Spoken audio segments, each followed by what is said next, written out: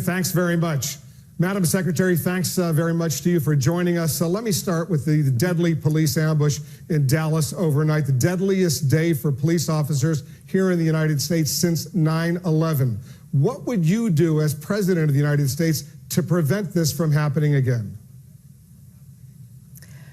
Well, first, Wolf, I've expressed my deep condolences and concerns to officials in Dallas and in the region there, including the county judge, the mayor, the police chief, because this is an absolutely horrific event. I also want us to remember that just 24 hours before, we had a killing with the loss of life in Baton Rouge, in Minneapolis, and right before talking with you, it appears we had an additional event in Tennessee. This is deeply troubling, and it should worry every single American. You know, we've got to do much more to listen to one another, respect each other. We've got to do everything possible to, support our police and support innocent Americans who have deadly encounters with the police. This is the kind of call to action, and as president, I would implement the very comprehensive set of proposals that I've been making for more than a year, including we must do more to have national guidelines about the use of force by police, especially deadly force. We need to do more to look into implicit bias, and we need to do more to respect and protect our police. Look at what happened in Dallas. Those police officers were protecting a peaceful protest, a protest of authority. That is a hallmark of America. And when the shooting started and everyone else was fleeing, the police were moving toward danger. So let's start understanding, putting ourselves in each other's shoes again, and really coming together as Americans to end this kind of terrible violence. Madam Secretary, how would you bridge the divide between police officers who now feel targeted and African Americans who also feel they are targets? Well, I think that's the most important question, Wolf, because we've got to do a lot more to bring the police together with the communities that they protect.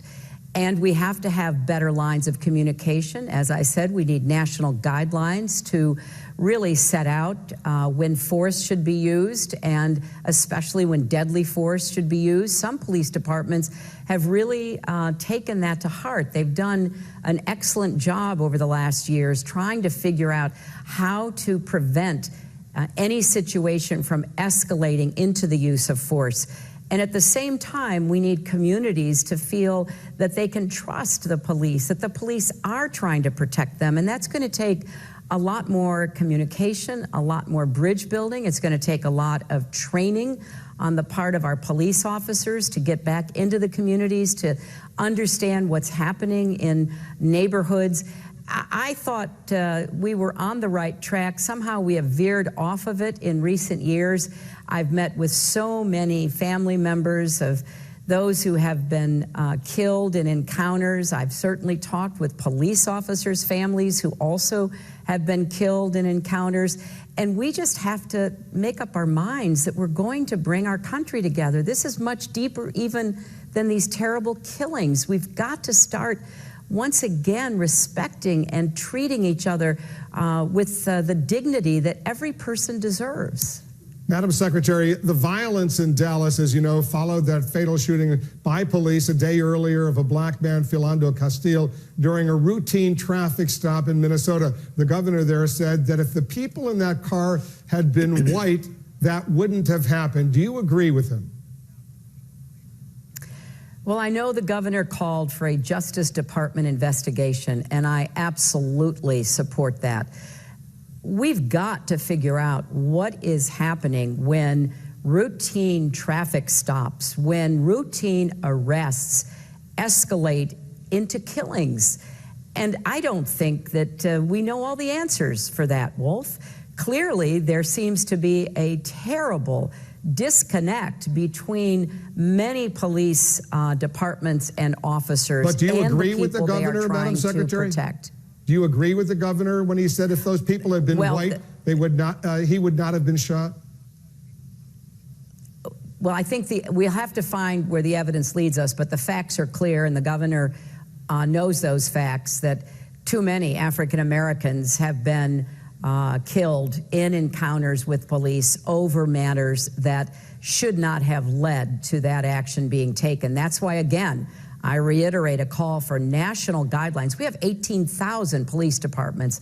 Some of them are very small. Some of them are not very well trained. Some of them, don't really have the resources that are necessary to keep training and retraining. And frankly, Wolf, to go after systemic racism, which is a reality, and to go after implicit bias. Here's the fundamental question, critically important right now. Why do you believe you would be better suited at handling the racial divide in America than Donald Trump? Well, I can only speak for myself. I have been involved in working to try to close the racial divide my entire adult life. I've worked on issues of criminal justice reform, incarceration, juvenile justice for many decades. And I'm heartbroken that we have to keep repeating and doing that work year after year, but I am determined and I am persistent. And I will call for white people like myself to put ourselves in the shoes of those African American families who fear every time their children go somewhere, who have to have the talk about how to really protect themselves when they're the ones who should be expecting protection from encounters with the police. I'm going to be talking to white people. I think we're the ones who have to start listening to the legitimate cries that are coming from our African American fellow citizens. And we have so much more to be done, and we've got to get about the business of doing it. We can't be engaging in hateful rhetoric or incitement of violence. We need to be bringing people together. And I've said on the campaign trail repeatedly, we need more love and kindness. And I know that's not usually what presidential candidates say, but I believe it, and I'm going to be speaking about it from now all the way into the White House and beyond. Let me turn to the sensitive issue, the email investigation. Now that the threat of criminal prosecution is behind you, what have you learned from this entire episode about your emails? Well, first, I greatly appreciate the work that the FBI and Department of Justice did, and they handled it very professionally. And I have said many times, and I repeat clearly today, it was a mistake for me to use personal email, and I regret that.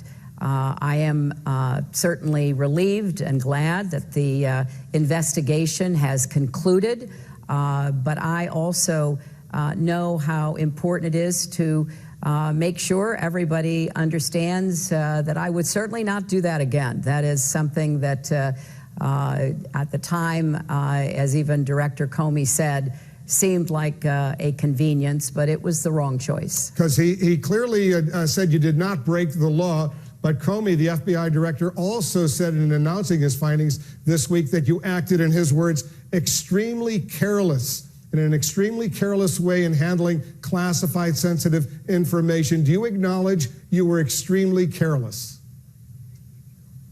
Well, I think the director clarified that comment to some extent, pointing out that some of what had been thought to be classified apparently was not. The State Department also made that clear. I think there are about 300 people in the government, mostly in the State Department, but in other high positions in the government with whom I emailed over the course of 4 years. I believe, did not believe they were sending any material that was classified. They were pursuing their responsibilities. I do not think they were careless. And as I have said many times, I certainly did not believe that I received or sent any material that was classified. And indeed, any of the documents that have been referred to, I think were not marked or were marked inaccurately, as has now been clarified. But the FBI director did say about 110 emails were classified, various forms of classification, even if they had not been marked. He said someone in your position as Secretary of State should have known better. Here's the question: should you have known better? I just believe that the material that was being communicated by professionals, many with years of handling sensitive classified material, they did not believe that it was. I did not have a basis for second guessing their conclusion, and these were not marked. They were not marked, and in retrospect, some have said, well, they should have been, but they were not at the time. And I have the highest regard for the people in the State Department who are doing the very hard work of diplomacy day in and day out, often under tremendous pressure from the field and under time pressures and questions from journalists and so much else. And I have no reason to believe that they were careless in their judgments in sending me the material that they did. The State Department, as you know, has decided now to reopen its own internal review of your use of that private email server or servers now that the Justice Department, the FBI, has completed its investigation. Will you cooperate with this new State Department investigation? Well, I assume they will pursue whatever process they think is appropriate, and I also assume that they will pay very close attention to what the findings were of the Justice Department investigation. But again, I will repeat, because I think this is important. Over 300 people were on these email exchanges, some on many, some on a few. And these were experienced professionals who have had great years of dealing with classified material. And whatever they sent me, they did not believe and had, in my view, no reason to believe at the time that it was classified. So I am very proud of the work that we did during my 4 years. We dealt with 2 wars, a financial collapse, the Arab Spring, and so much else. And I think that the professionals with whom I communicated were very careful about how they handled classified material, as I was over the course of those 4 years. We're completely out of time, but very quickly, will you cooperate with this new State Department investigation? Because I know you didn't cooperate with the Inspector General of the State Department in his investigation. Well, there was a Justice Department investigation going on at the time, and of course, I fully cooperated with that. Madam Secretary, thank you very much for sharing some thoughts with us on this day. Thank you very much, Wolf. The former Secretary of State, back to Jim Sciutto.